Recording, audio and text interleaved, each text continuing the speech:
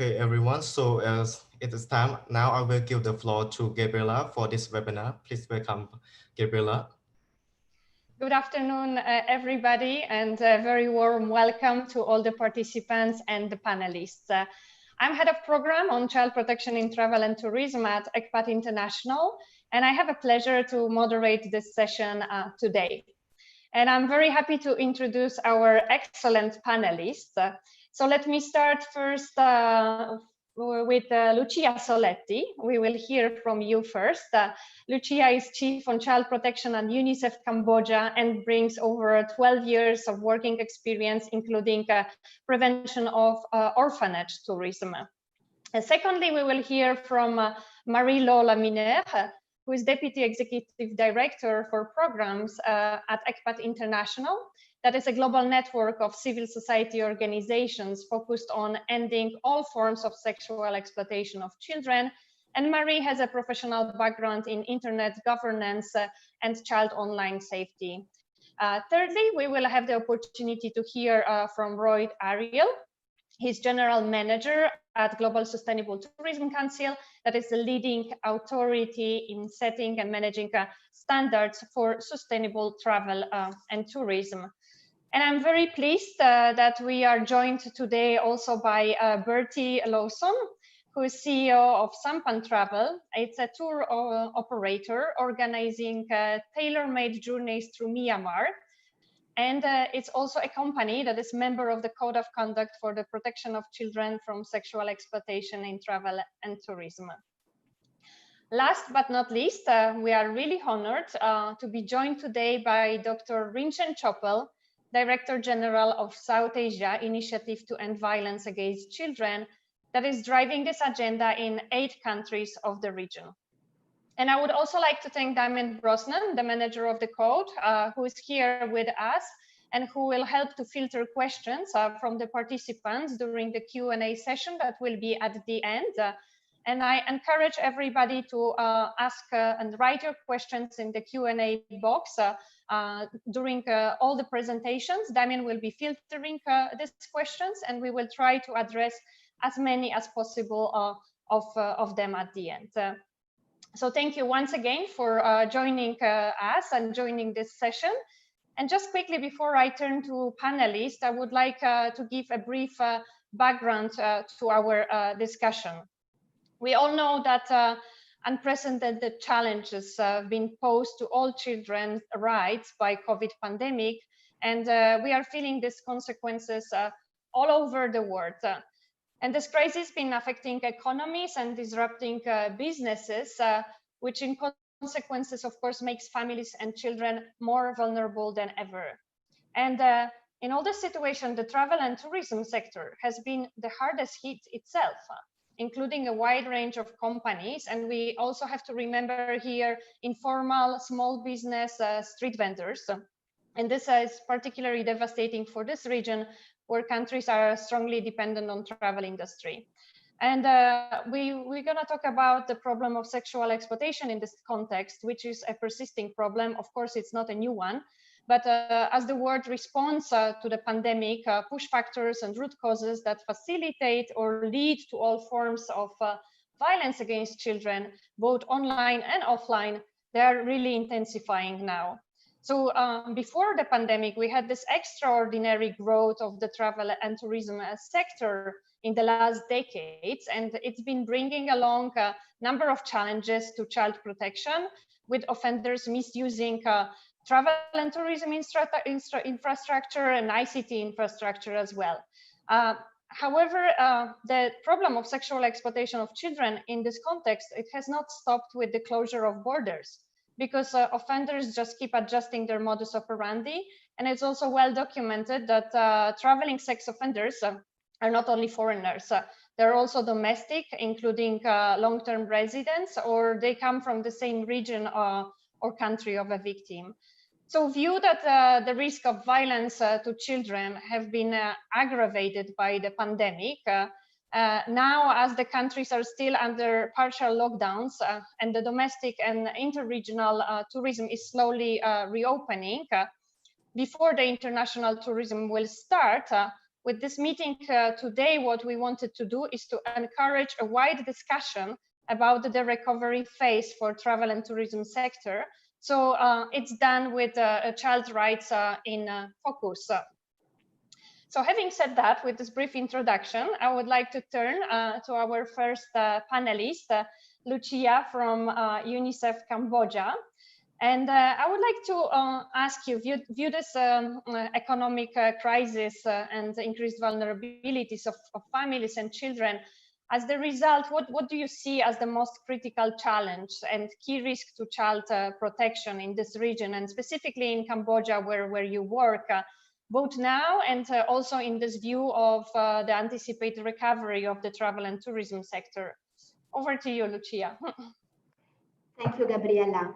COVID-19, together with its related containment measures and most of all, its socioeconomic impacts, is having and will continue to bring key risks to children's rights. Children are clearly more at risk of violence and threats to their safety. Existing vulnerabilities are exacerbated and new ones are emerging. And with the closure of schools and disruption of a number of services and children under confinement, children spend clearly more time online and often without supervision or access to protective services, which increases their exposure to inappropriate content, online bullying, and abuse and sexual exploitation through online predators.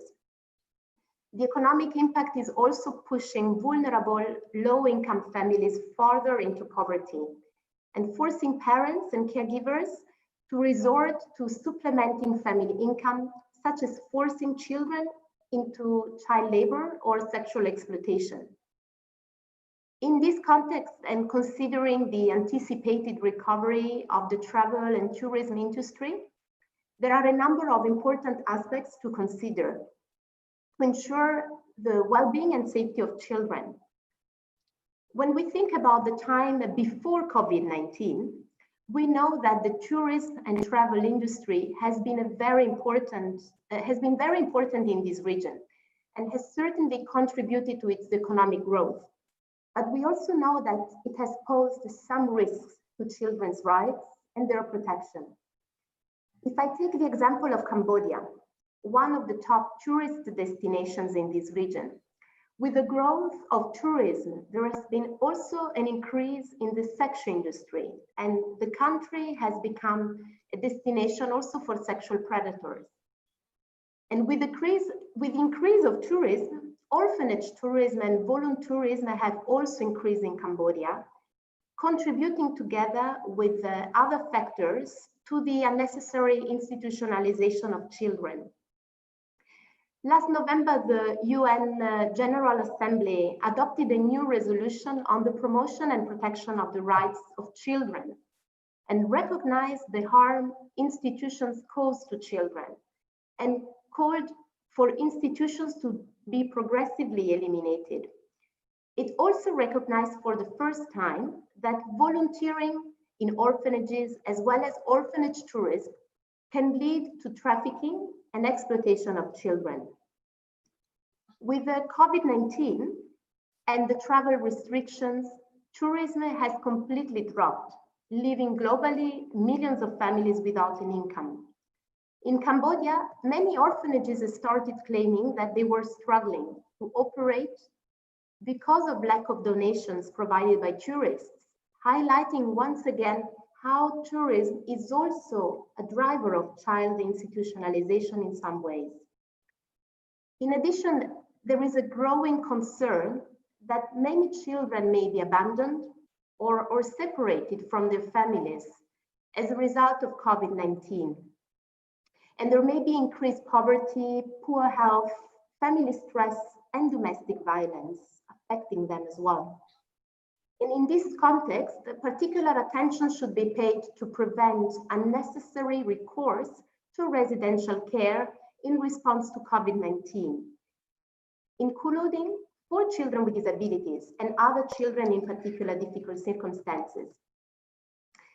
As it happened in many previous emergencies, the orphan and the orphanage narrative was used to mobilize the support for institutionalization of children as the best and only possible solution.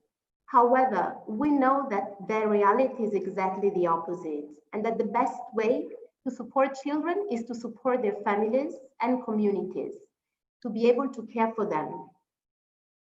Children can be best served through family reintegration, through kinship care, foster care, and other family-based care models.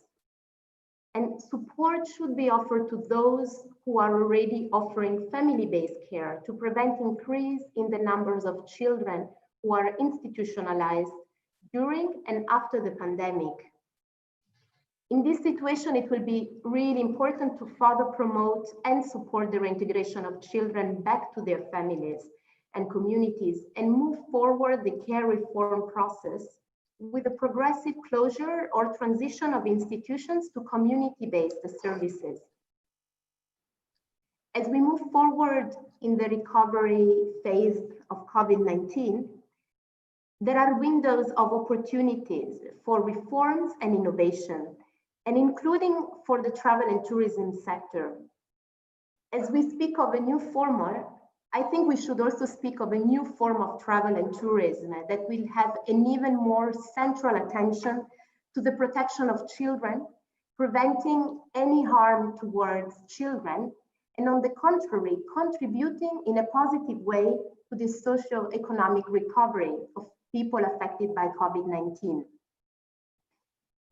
I am very convinced that the tourism and travel sector can play a very important role in reinforcing the safeguarding measures to better protect children by taking a clear stand, for example, against orphanage tourism. And business can really drive the change for children and young people. And there are a number of resources that can really guide the businesses in the travel and tourism sector in this path. For example, last February, Friends International, together with the G Adventures and the Planetera Foundation, have launched the Child Welfare and Travel Industry Global Good Practices Guidelines, which represent a step forward towards ensuring the protection and safety of children in all businesses. These guidelines represent a very practical thought leadership resource for the travel and tourism industry and capture a holistic perspective of child protection concerns, which will facilitate efforts by all businesses, large and small, in the tourist sector to ensure that they are doing the right things to protect children. So I would really just, take and think about the fact that this is really actually a great opportunity to also reimagine tourism and restart tourism in even a more sustainable way, with the child rights and child protection really at the center. Thank you very much, Lucia. That's exactly what we are calling for, and hope all together we have a stronger voice to push for that. And thank you for sharing these examples, because what is happening in Cambodia, it's also relevant for other countries in this region. And also a very valid point about the risk of orphanage tourism, especially that countries in this region do not regulate international volunteerism in children care centers, nor in activities with direct contact with children. So that's something that is a call for governments to introduce and introduce these measures and improve national legal frameworks to harmonize law in the region and ensure that this protection for children is increased. Yeah, thank you so much for sharing these examples. And I think you also mentioned about online risks, and that's why here with us is Marie Law, who can talk more about this topic, because now during the pandemic, NGOs and law enforcement are indicating a big increase in sexual crimes against children online, with sexual offenders being more active, exchanging tips and seeking to groom children. So Marie, I would like to turn to you now with the question. So there are very close interlinkages between sexual exploitation of children online and offline. So could you draw a little bit closer picture about the current situation in this respect now, and share it with us what challenges does it pose to the travel and tourism industry and also the ICT industry to meet their obligation to respect children's rights. Marie, over to you.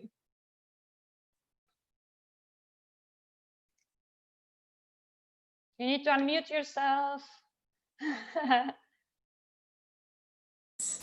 Okay. Sorry about that. I was saying thank you, Gabriela. It was a pleasure to be with all of you today.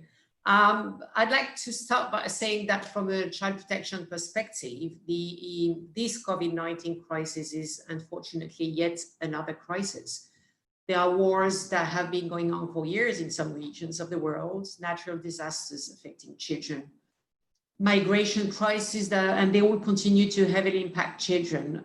The point I'm making here really is that from a child protection and child rights perspective, all of these crises are equally important and they continue to happen. We must not forget this.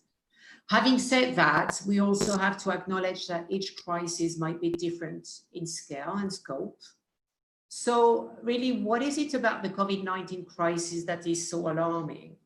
Well, first of all, I'll say that never before in human history have we ever had so many adults and children locked down across sub-regions and regions. And also never in the internet history have we ever had so many adults and children living in very special circumstances away from their normal routine with the opportunity to spend so much time connected to the internet. So which are the implications for children, specifically looking at online and offline dynamics and offending patterns? I'd like to first take a brief look at the type of evidence available and what it says so far. When, as a community, we discuss how COVID-19 has and is still affecting children and its online experiences, so far what we've heard from different sources is that there is a lot of new self-produced sexualized materials. There are also reports in some countries that there have been a substantial increase in grooming cases, online grooming. Also, we've heard that offenders are discussing in online communities very specifically that this crisis is an opportunity for them to target children. And also some police has said at country level that they're looking at offenders being more active, trying to access child abuse material and downloading it. And also we heard from some hotlines that there is an increase in the number of children calling the cyber tip lines or the child hotlines. We do know that the data on exploitation and abuse of children can only be collected by those who are the front line. And those are the police, the cyber tip lines, also known as hotlines, helplines for children, and tech companies. And evidence gathered in a scientific and more systematic manner is still not available. It's not, and it will need to be collected post COVID-19.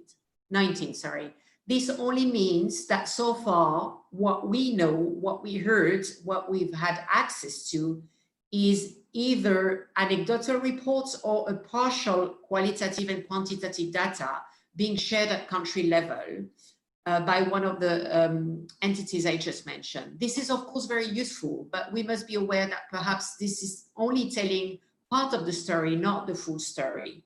Furthermore, some of those reports seem to be indicating that the situation might vary from one country to another. So again, future research will tell us what the full picture really is.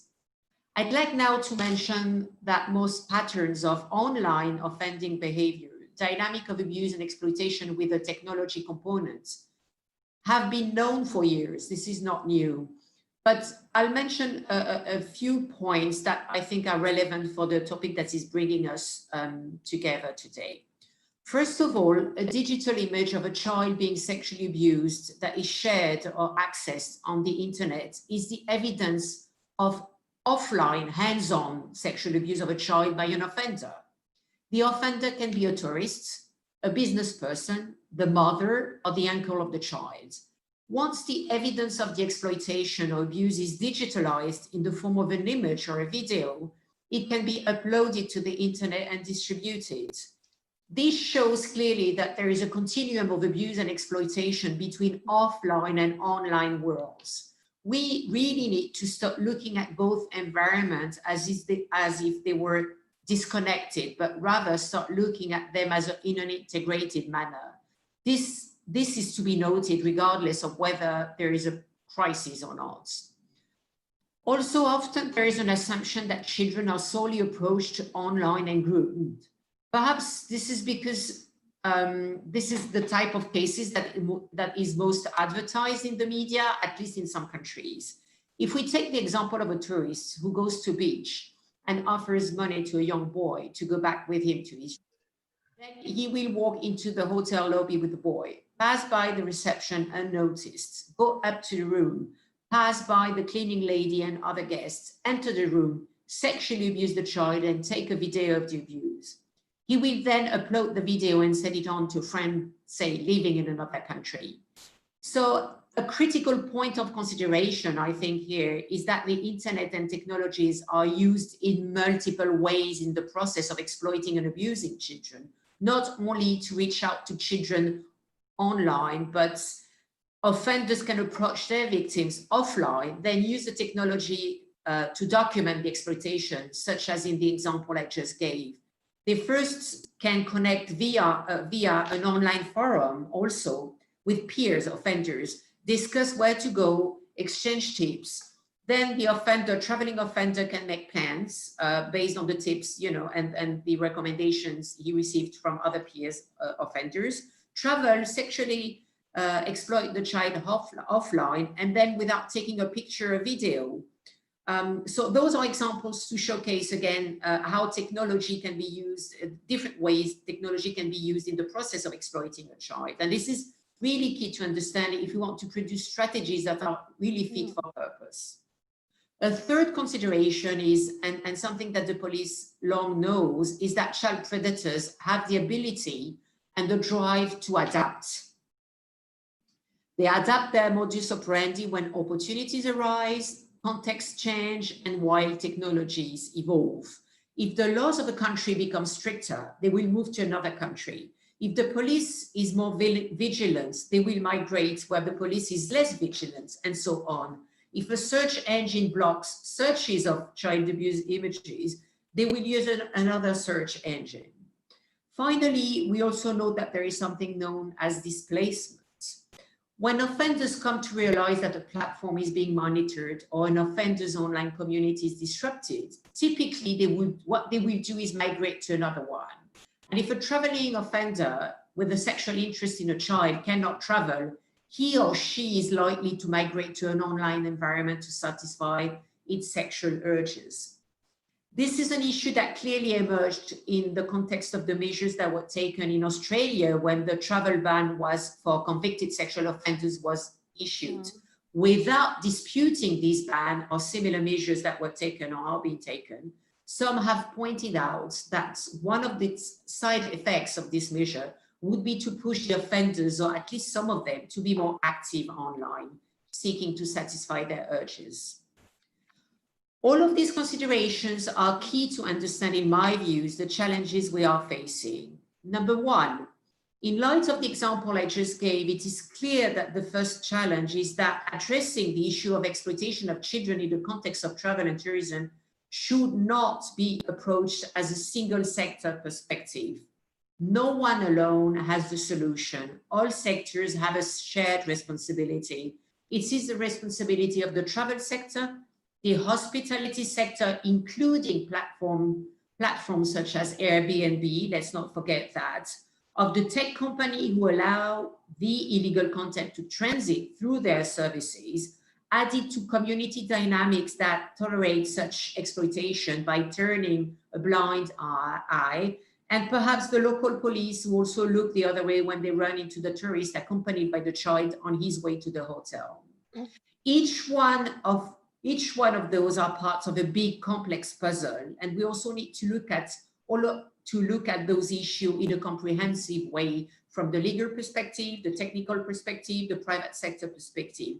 In order to have some meaningful impacts, we need to work across sectors to build sustainable and impactful solutions. Another challenge linked to the broader social economic context, and it was mentioned by the previous speaker, is that this crisis is pushing millions into poverty and more poverty, which will contribute to increase the vulnerability of children and their families facing economic hardship, in need of generating some more income, making them an easier prey for offenders. So far I have mentioned offending behaviors affecting children, and I'd like to wrap up mentioning offline responses and recovery mechanisms, usually available for all victims of sexual exploitation and abuse, and how the crisis is disrupting those services. And perhaps this is where disruption has been more noticeable from a victim's perspective. First of all, this crisis has reduced the opportunity for victims to access medical services and psychological services. Also, trusting and caring relationship in victims and children's lives that are key in general are under strain. Also, additionally, there have been reduced opportunities for anyone around children to become more aware of physical and behavioral indicators of the exploitation or abuse due to less contact with the wider circle of trusted adults such as teachers, friends, etc. And finally, law enforcement and hotline capacity have been affected. Some of them at country level, having less analysts being able to detect the volume of cases they're receiving. I'd like to conclude by borrowing the words of UNICEF and say that we need to continue to work those discussions to coordinate efforts across sectors so that the COVID-19 crisis does not become a children's crisis. Thank you very much for your attention, and over to you, Gabriela. Yeah, thank you so much, Marie-Lo. And these are all very valid points that demonstrate how all forms of sexual exploitation of children are very closely interlinked, and that we need to have responses that are all-encompassing and also adjusted to the evolving nature of these crimes. Also just one very practical example, that grooming should be criminalized in all the countries in this region that haven't done so yet. That's also one of the important elements coming from it. Yeah, so let me turn to you, Roy, now, because we were talking about interlinkages between different forms of sexual exploitation. But this is a concept I would also like to discuss in relation to sustainability, because we often hear about the sustainability mainly in reference to the environmental protection, which of course is a critical issue as well, but at the same time, it's only one of many elements. And GSDC criteria is a very good example of measures for business that encompass various topics related to environment, but also culture and societies. And importantly, for the topic that we are discussing today, they include also prevention of all forms of sexual exploitation of children and discrimination. So I'd like to ask you, could you tell us more about the GSDC criteria itself? And they explain solutions and also practical way that companies and destinations as well can do to protect children. And also in your presentation, could you reflect a little bit on what can be done to ensure that sustainability issues in general, not only child protection, but with this focus in particular, are not deprioritized in this post-COVID recovery phase? Because we see now there is a real struggle for survival of the companies itself. So how to make sure that sustainability still remains an important topic? Over to you, Roy. Thank you. Thank you, Gabriela. So first, just for those that are not familiar, the GSDC stands for the Global Sustainable Tourism Council. And the GSDC manages the GSDC criteria that are the global standards for sustainable travel and tourism. We also act as an international body, providing assurance for sustainable tourism certification in the 3 subsectors of tourism that are hotels, tour operators, and destinations. And in that perspective, the GSTC criteria provides a comprehensive definition of sustainable travel and tourism. So, as Gabriela mentioned, while many lay people associate sustainability only with environmental perspective, the GSTC criteria is holistic in nature and includes the following 4 pillars. A stands for sustainable management, socioeconomical sustainability, cultural sustainability, and only the 4th is environmental sustainability. This means that those that follow the GSTC criteria or other GSTC recognized standards actually address this issue of issues of exploitation and, of course, the importance of protection of children. By the way, the GSTC criteria is available in more than 20 languages on our website, so you can go and check it out if you want. You can put use to it. It's free for all to use. So if we go and look more specifically within the criteria, the GSTC industry criteria that is mainly used by hotels and tour operators, criterion B5 refers to exploitation and harassment, and I will read it here. The organization has implemented policy against commercial, sexual, or any other form of exploitation or harassment, particularly of children, adolescents, women, minorities, and other vulnerable groups. And the same issue is also taking place in the destination criteria that is being used by the destination managers and government organizations that manage tourist destinations. Same, that's criterion B5, which also correlates with SDG 10 and 16 about preventing exploitation and discrimination. Well, this one is a little bit more elaborative. The destination upholds international standards on human rights. It has laws, practices, and establishes code of conduct to prevent any report on human trafficking, modern slavery, and commercial, sexual, or any other form of exploitation, discrimination, and harassment of or against anyone, particularly children, adolescents, women, LGBT, and other minorities. The laws established practices are publicly communicated and enforced. So when we look into what solutions can companies and destinations implement to address child protection during the recovery phase of the COVID-19 situation, again, it's important to use the holistic approach of sustainability. Again, I'll state it again, as Gabriela said, many believe that when we speak about sustainability, we only refer to the environmental part, but it includes more issues such as the social aspect. So following the specific indicators from the GSTC criteria, we have specific guidelines. There is something that hotels, tour operators, and destinations can follow.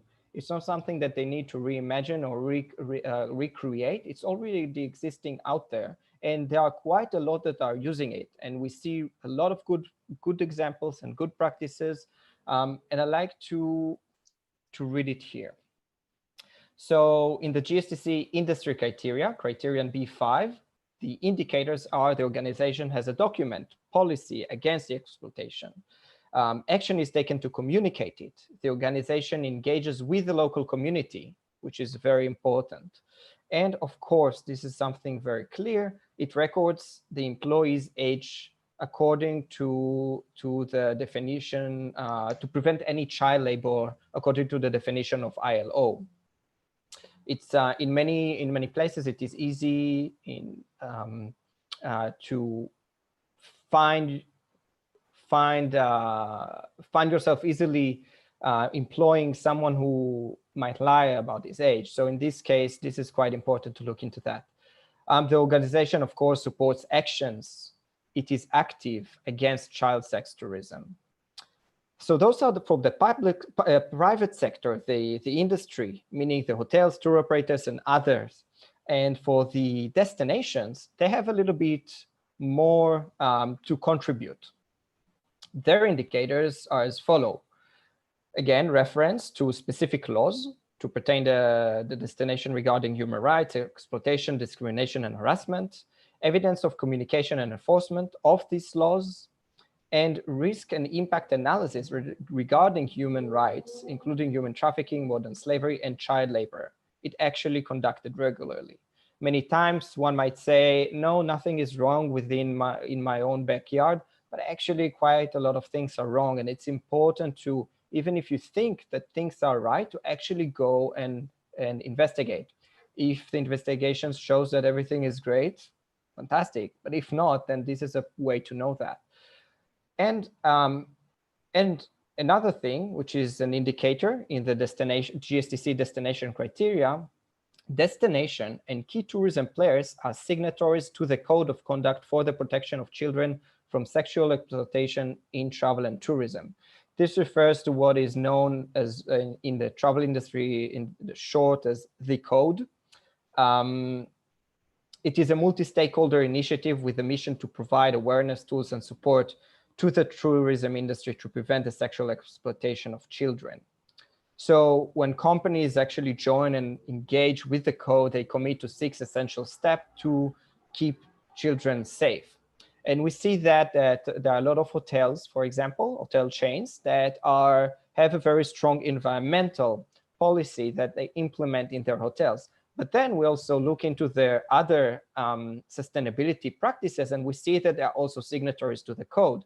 And we see that actually have very strict policies in order to combat what we've heard before from Lucia and Marie-Laure about the way that children are being exploited by offenders. For what can be done to ensure sustainability issues in general and child protection in particular are not deprioritized? Well, first is understand that it is part of a holistic view when we speak about sustainability in travel and tourism. And now I actually would like to share just what anyone and all of us are traveling, whether it's leisure or business, we all travel. And this is what we can also do to make change within our own area. So this is where anyone can influence and make a difference. Many make personal changes when they travel sometimes, such as carrying their own bottles and utensils or refrain from eating meat. But each one can actually push their own organization to follow more sustainability practices when in their supply chain, for example. What do I mean by that? If you work in an organization that sends you to travel either by air or by other means to another place as part of your work, and I would like to comment on that. Remember that travel is not only leisure travel, it is also business travel. And it's actually a huge portion that many times when people speak about tourism tend to forget. They think about nice resorts in a beach or in the mountains, but it actually also includes one of the common hotels within the capital. So you can request your organization to offset your carbons of the flights, and you can also ask them to put you to stay in hotels that are certified as sustainable accommodations, meaning that they adhere to social aspects such as protection of children. And if you're staying at a hotel, just ask them, are you certified? And if not, why? Even if you don't want to go into a lengthy discussion about it, it's just important to state out and loud that we have a certain preference for all of us. Either we are in the travel industry or wherever we are, just influence others by asking that and saying that and restate that. And if you take a tour operator, you can do the same.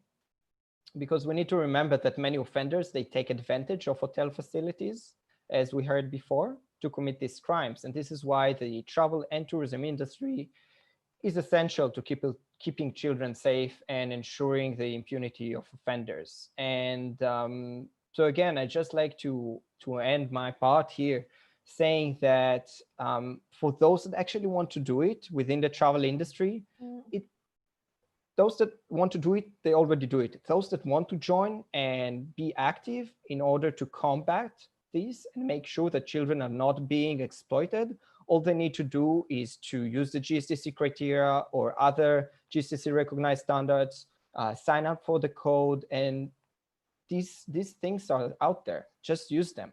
They are there for you. Thank you very much, Roy. Very good points that you brought, and we are very happy that the GSTC criteria explicitly include child protection performance indicator, and definitely a big role and power of individuals to influence sustainable policies by the industry in all of that to prevent sexual exploitation of children. So thank you very much for your contribution and bringing also these practical examples. And with that, I would like to turn to Bertie and exactly to talk more about perspective from a company working in Myanmar, and especially now when it's so difficult for the private sector with so many people around the world that have lost their jobs as the result of the pandemic, and small and medium companies are so heavily impacted. But your company, Sampan Travel, has been undertaking concrete responsible tourism measures already before, and you continue with your commitment for the environment, but also for the communities and for the child protection. Your company is also a member of the Code of Conduct for the protection of children from sexual exploitation in travel and tourism. And you also do not offer visits to school or orphanages as part of your itineraries. That's something that was mentioned already before by Lucia, and that's a very important part of your responsible way your company is operating. So I would like to ask you a threefold question. So could you tell us a little bit more from your practical experience what your company has been doing to protect children? What challenges are you facing now and to ensure actually continuity of your own operations? And what do you think also can be done to engage other companies, smaller companies, so they also prioritize child protection? Over to you. Great, lovely. Thank you, Gabriella, and good afternoon, everybody.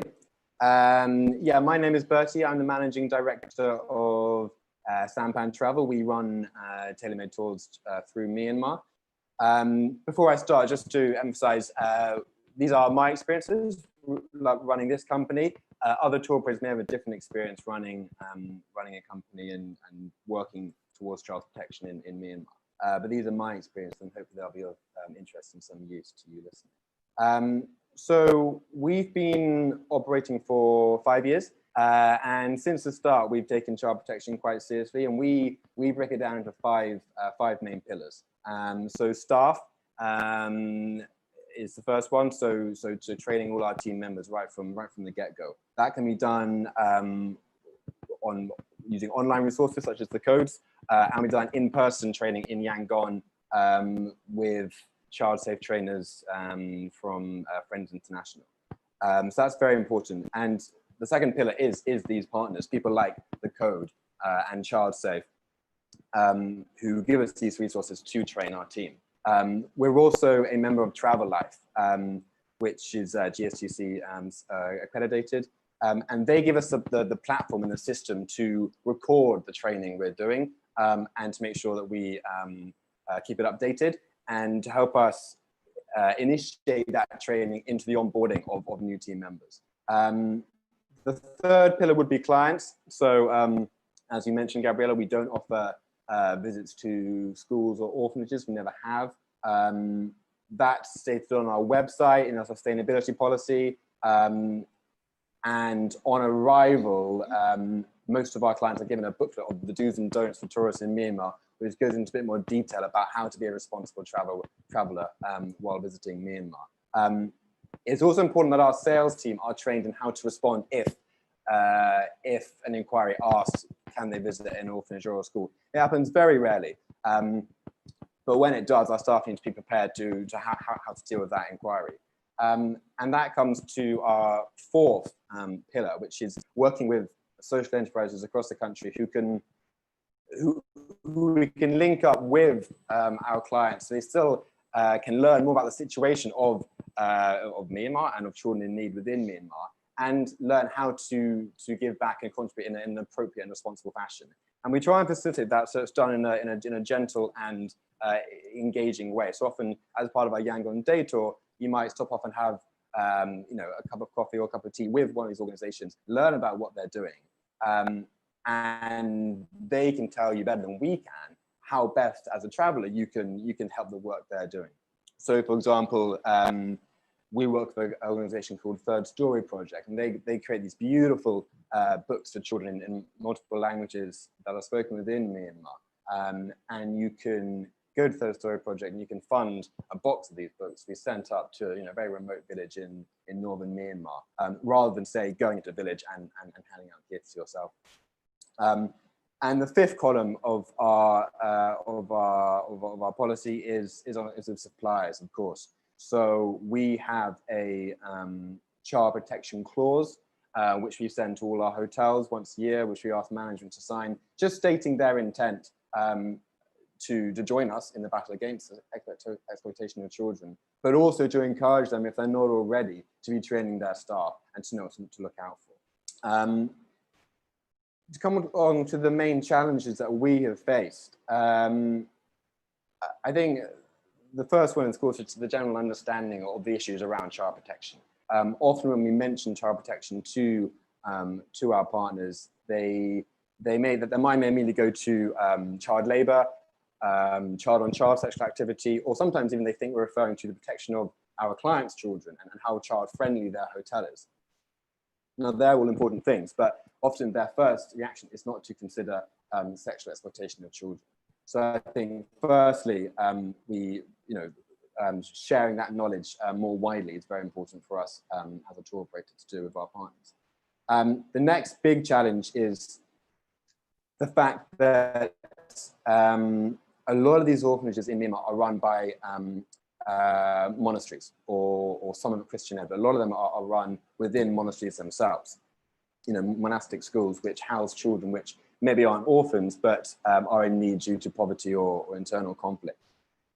Donating to a monastery is such a huge part of the daily fabric of life for any Buddhist in Myanmar. Saying, well, no, you've got to stop donating to that monastery is incredibly difficult. It's something you don't want to really do flippantly.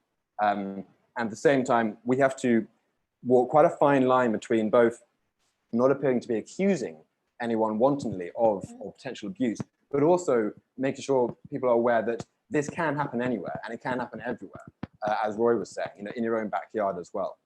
And that's quite a fine line to run. In terms of orphanage tourism, the Myanmar Responsible Tourism Institute and UNICEF, I believe, did a report a couple of years ago into this, and I think they're finding that it wasn't an acute issue within Myanmar, but it did have the potential to grow.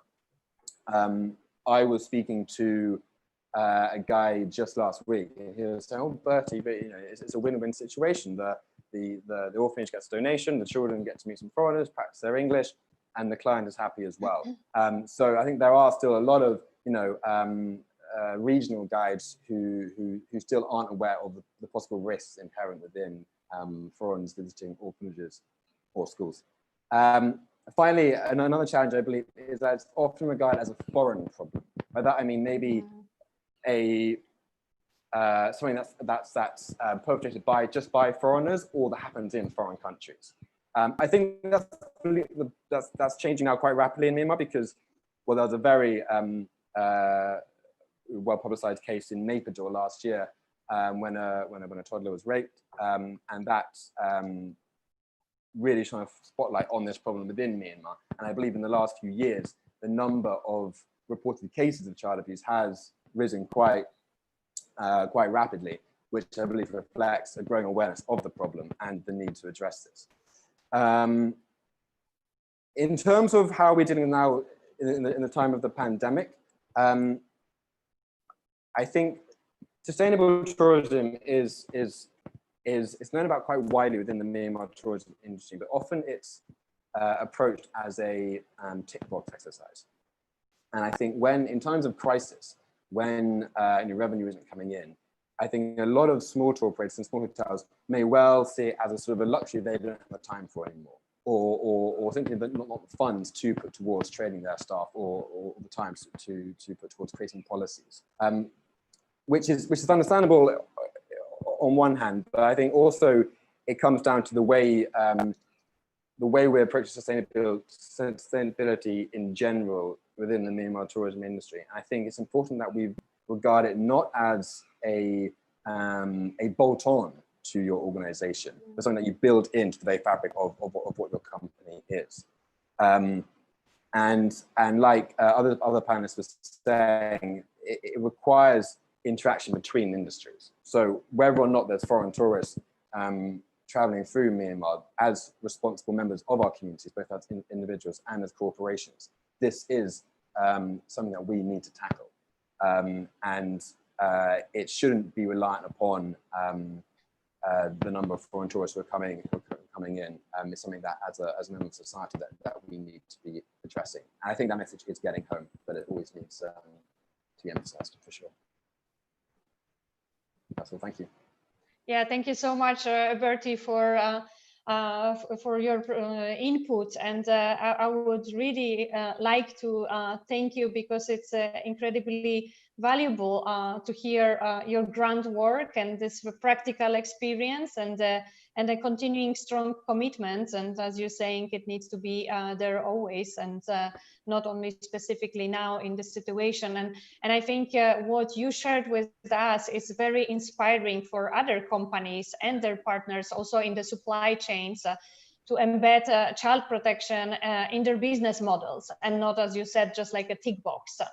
And just to add to what you share, it's not only the role of companies, it's also the role of the governments, and definitely more should be done in this region, also by the governments, to develop national child protection standards that sometimes could be also obligatory for the tourism and travel industry. Talking about the governments, I would like to turn to Dr. Rinchen, so you can share with us your broad regional perspective. And in the light of the current situation, and also all the challenges that other speakers presented before you, could you tell us a little bit about what actions are being taken by SIVAC and what actions still need to be taken by the government, so this enabling environment for business can be created, so they can effectively respect children's rights. So, over to you, Dr. Rinchen. Thank you, Gabriela. And I want to say how happy I am to be part of this panel. I hope you can hear me. Yes. Yeah. For all those who are listening in who are not familiar with SIVAC, SIVAC is the South Asia Initiative to End Violence Against Children. It's a unique intergovernmental platform with civil society, children, and UNINGO's network in the governing board of SIVAC. So we are truly a wide platform. And SIVAC was established in response to the global study on violence against children, and very close to ECPAT's interest, in the sense that the Global Congress on Commercial Sexual Exploitation of Children and the processes had a major impact on the conceptualization of SIVAC in the beginning, and continues to be an important partner in terms of the work we do. SIVAC actually is a SAARC apex body for children, and we work with the 8 countries of SAARC, which is Afghanistan, Bangladesh, Bhutan, India, Maldives, Nepal, Sri Lanka, and Pakistan. And we actually deal with 5 thematic areas: the most commonest forms of violence against children in South Asia, which is child marriage, trafficking, child labor, sexual abuse and exploitation, corporal punishment. And we have gender, disability, and child participation as cross-cutting themes. And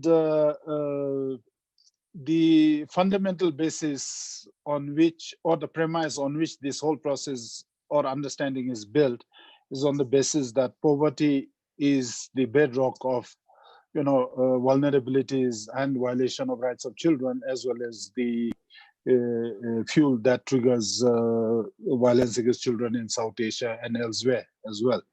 And also the fact that we have very fragile child protection systems, and child protection and violence against children, or for that matter, child rights, do not really feature as very high priority in the overall business of state institutions or governments of South Asia, and I'm sure for that matter, other regions of the world. Now, before COVID crisis came in, we were already dealing with a crisis. We have issues related to violence against children that has been always receiving very low priority, and we have been continuously trying to move this forward by lobbying and by trying to build a joint regional effort to lobby with member states to be able to focus on child rights. And fortunately, all 8 governments continue to rally around this regional effort. And we have been able to put our efforts together to move the agenda forward. SIWOC has been, over the years, working very closely with all the 8 governments to prioritize violence against children. And we have been able to develop regional action plans and regional efforts, including national level efforts to work towards ending violence against children. And child sexual abuse exploitation, including online safety, is one of those priority areas of action. Now, the COVID setting and the pandemic has further deepened or exacerbated the whole scenario related to violence against children. And with, as many of the previous panelists said, I don't want to repeat them, but we have now created a crisis within a crisis.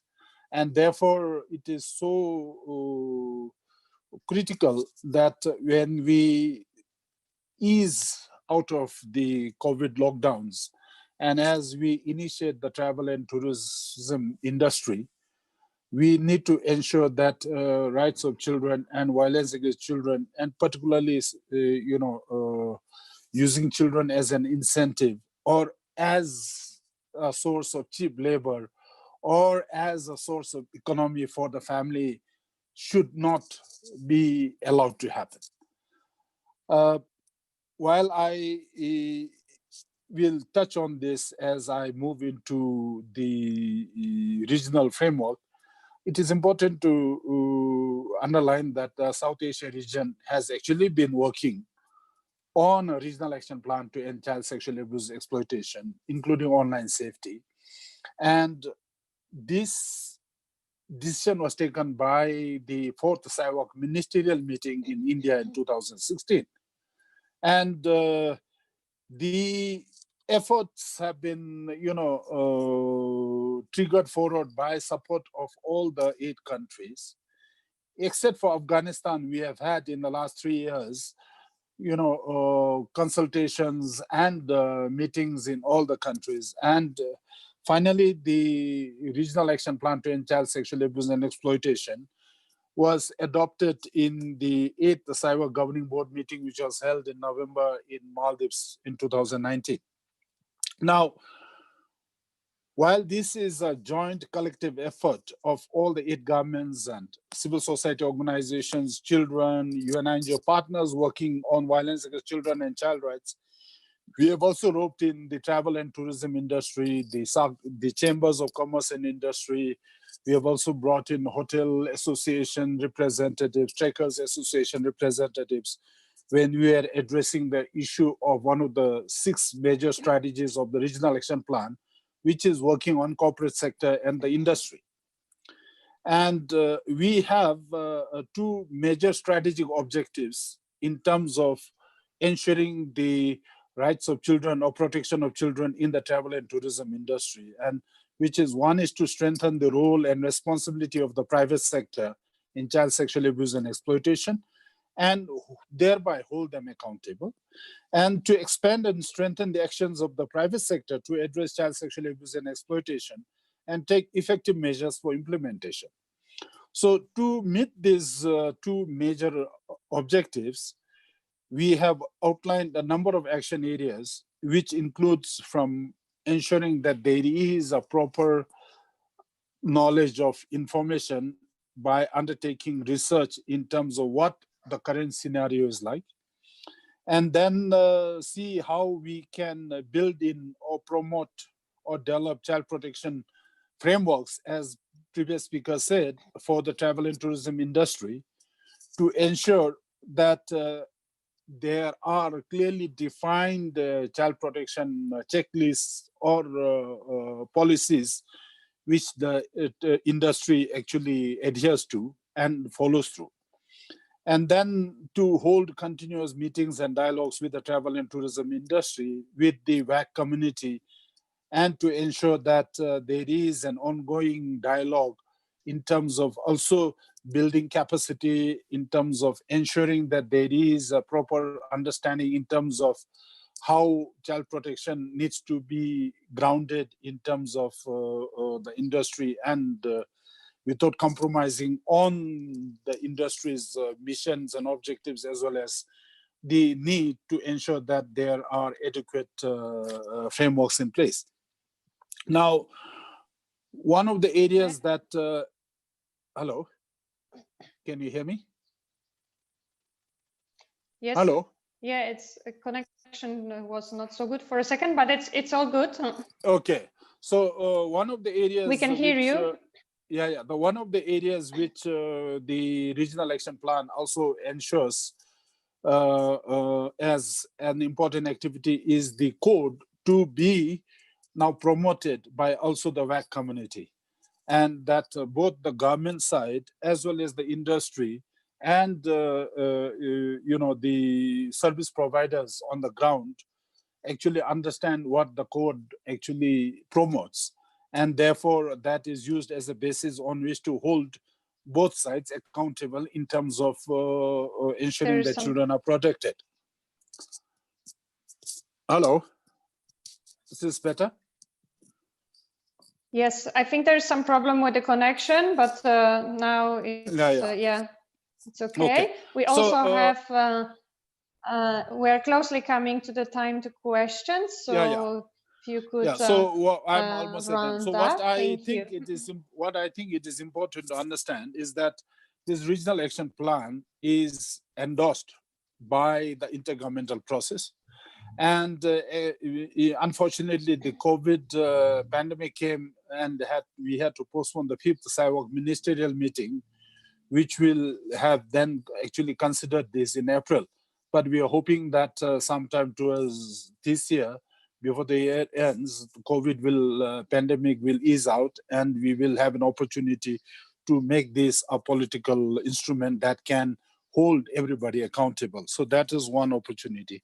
And I would like to, while I'm sure there will be questions coming in, I would like to end by saying that, with this experience of the COVID and all these issues that keeps cropping up in my e-consultations with my networks in the region, the focus now, I think, invariably is to ensure that governments invest in supporting vulnerable communities, families, and to ensure that there is a livelihood option and children do not become an economic alternative, and that children actually are treated as children and not as economic items to be bartered. And one important element which one of my colleagues yesterday mentioned, he said that as the COVID epidemic eases out and as the countries ease lockdowns and economic opportunities are being created, the responsibility of turning the wheel of the economy should not be placed on children. children must be ensured, we must ensure that children are protected. We must ensure that children do not become the barter for easing out of financial and vulnerability crisis. And the tourism industry must ensure that they hold accountability in terms of whatever tools and guidelines they may have.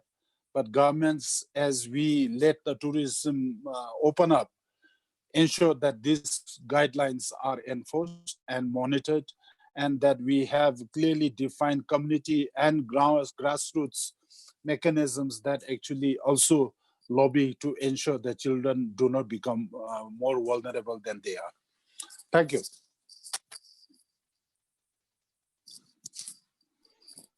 Thank you very much, Dr. Rinchan. Thank you for your contribution. It was a very comprehensive picture of what governments can do to protect children, and also this leadership from the governments. It's very important so the responsible business can continue, and long-term policy responses that are needed, including the dialogue of the governments, both with businesses and with NGOs.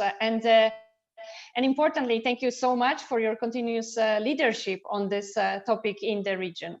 Thank you very much. I'd like now to open floor to questions and answers from the participants. And in the meanwhile, Damian has already shared some with me.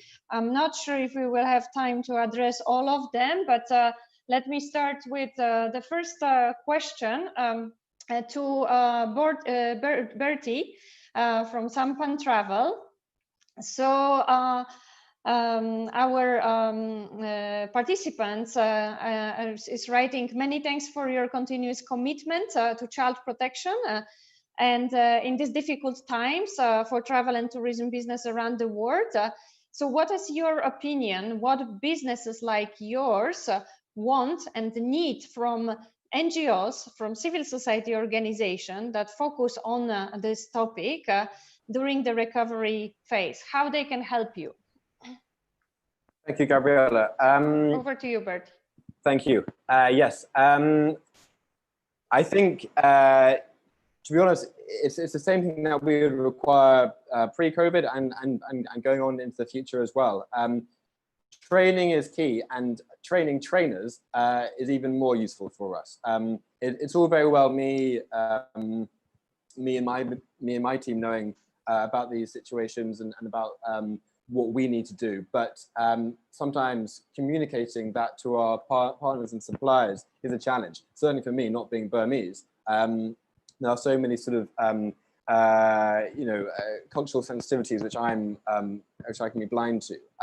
So I think having, for us here in Yangon, having local Burmese trainers who can spread the word and share their expertise with guides throughout the country, small ground handlers, hotels, would be vital, I think, in getting the industry as a whole to raise its game. Sampan doesn't have the capacity to do that, so if NGOs and other groups do, then that would be incredibly appreciated. I know it's already going on in part, but more would be better. Great, thank you. And I'm sure there are many NGOs also listening to us, and also ECPAT network is there to help and support. Okay, let me turn to another question that can be addressed to Marilo and Lucia, psychological counseling to victims and their families. If in case NGO or help from others are not within reach, how can one give intervention to these cases? Who starts? Who would like to start? Okay. I mean, what I'll advise first, and I'm not a psychologist, but what I've learned from my colleagues who are psychologists is that providing interventions, if you're not prepared, can be more damaging than not intervening. So I'd say that you have to be very cautious and make sure you are prepared appropriately and consider getting advice from counselors And I can share with you a link of resources from the e-Safety Commission, Australian one, where there are plenty of resources mentioned, references to resources online where you can reach out to counseling services of all sorts. And they have chat services, and they have websites where you can perhaps discuss those issues before yourself engaging in intervening. And also the Child Helpline International. If you go to their webpage, you would have a local helpline that perhaps can guide you in that regard. That would be my advice. Over to you, Lucia. Thank you, Marie-Laure. Actually, I can also give the example of Cambodia once again, because of course, clearly with the COVID-19 pandemic, one important concern has been the increased need of mental health and psychosocial support for children, but also for parents and caregivers, for everyone, because with this particular situation, everybody could have developed some anxiety and some insecurity and stress that had to be important to address in a very accessible way. So actually what we supported and promoted here in Cambodia was that in addition to the existing already child helplines, there was an additional specialized service, as Marie-Laure was saying, that providing mental and health and psychosocial support shouldn't be invented, but should be provided by specialists. And therefore, there was an activation here in Cambodia of a specialized new hotline providing mental health and psychosocial support by TPO, a well-known NGO globally on mental health and psychosocial support. So this was providing not only very easily access through a number, a telephone number, but they also provided a guidance through the production of a number of videos that were shared on social media. And in addition, what we have also supported as UNICEF as part of that same hotline to create also a specialized hotline for social service workforce.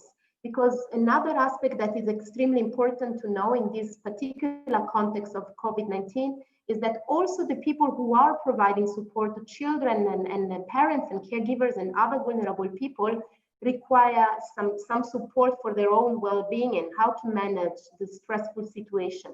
So this is an example from Cambodia that I am sure also in many other countries that there has been similar hotlines and services provided, considering the disruption of services and the limitation of accessing the clients and beneficiaries directly. Thank you very much. Let me address another question, and I think a few people could answer this. It relates to orphanage, so-called business. So how should governments capitalize on the lack of volunteers and tourists visiting orphanages presently to ensure that the orphanage business does not reopen in the recovery phase of the industry? Who would like to take this question on?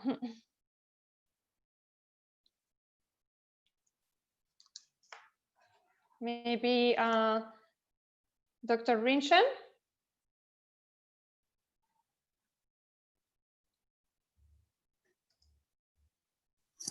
Yes, maybe I could try. Can you hear me? Can you hear me?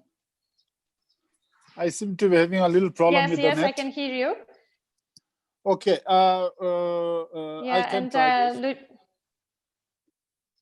Yeah, now, one of the major concerns related to, institutional care of children and this whole debate about alternate care with the COVID pandemic, and again, further compounded by one disaster after another.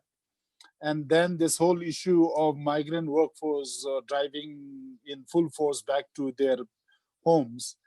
And also the issue of a lot of children without parental or any other alternate care other than institutional. While a lot of orphanages, a lot of shelter homes have emptied out with this whole nightmare of COVID, but they will again be, for states, the challenge of how do we provide support to children without any care.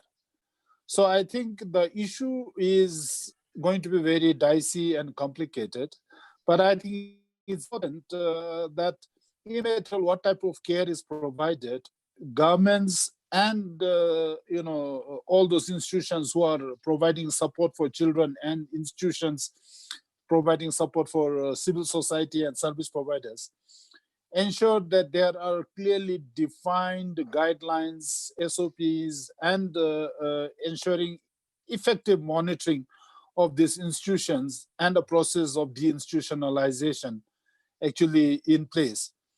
By saying that we should not allow children to go back to the institutions in a situation as we are now is going to leave a lot of children without care or will be subjected to, trafficking, all types of abuses. So I think it is not as simple as we would like it to be.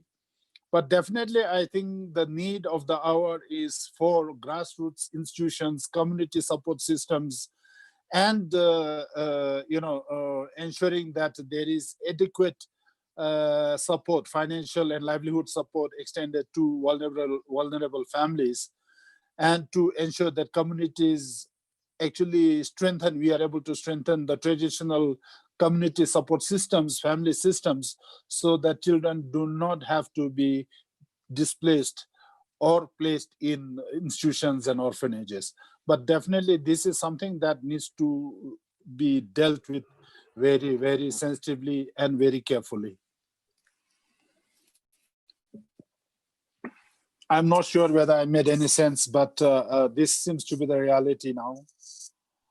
Yeah, thank you, Dr. Rishan. And Lucia or Bertie or other speakers, would you like to add to that? I would only add, obviously collecting data is, from the outset is vital.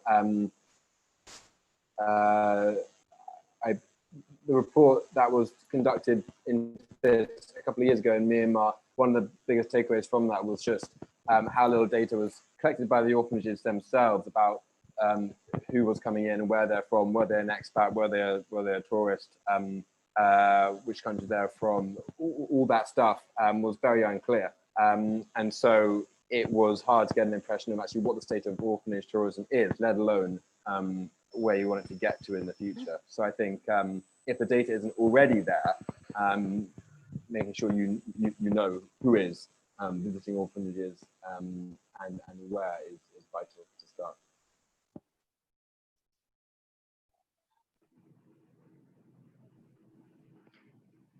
Maybe what I can add to this subject. Thank you, Bertie. Lucia, would you like to add to that? Yes, definitely. Actually, I mean, again, from the experience here in Cambodia, but I know it's very similar also in many other countries. There is clearly on one side, of course, there is a strong movement and care reform process to ensure, that children are not institutionalized without, any and unnecessarily. But at the same time, there are a lot of efforts to create viable alternatives.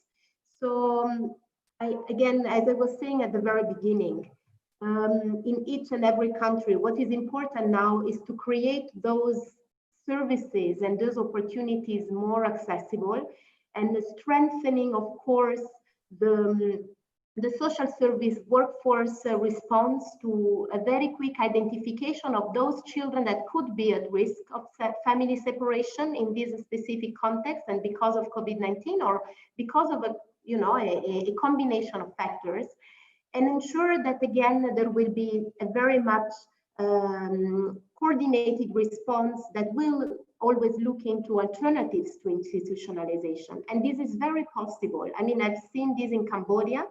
If the actors are engaged in this process is very much possible. We have very good examples from here. Of course, there are cases where children are still falling through the system, you know, and not always because, of course, the capacity and resources are not everywhere at the same level. However, it's very important to keep investing in those efforts. And if I may, Gabriela, I also saw a question that was actually asking, you know, what would be the alternatives to institutionalization? That's where I was, and for a tourist that travels to a specific country, instead of course, visiting an orphanage, what can they do? Well, it's very simple. They can just, I mean, again, Cambodia, as an example, as soon as a tourist comes here, it's very often, there are a wide dissemination of tips for travels and that have been developed by several NGOs and partners in collaboration with the government to really direct tourists for appropriate information and direct tourists to key actors that can, first of all, provide information, accurate information about the situation, what to do and what not to do to protect children. And then also how, if they want to help, of course, the help is very much needed, but to channel that help towards specific organizations that promote family support, that support families to address and to be able to care for their children, rather than pushing on the other side the institutionalization of children when it's not necessary. Thank you. Yeah, definitely. Thank you, Lucia. And Roy, a question for you about sustainability criteria. Will new risk assessments for destination be encouraged as tourism begins to grow again? Over to you, Roy. I'm not quite sure I got it. Could you repeat the last part?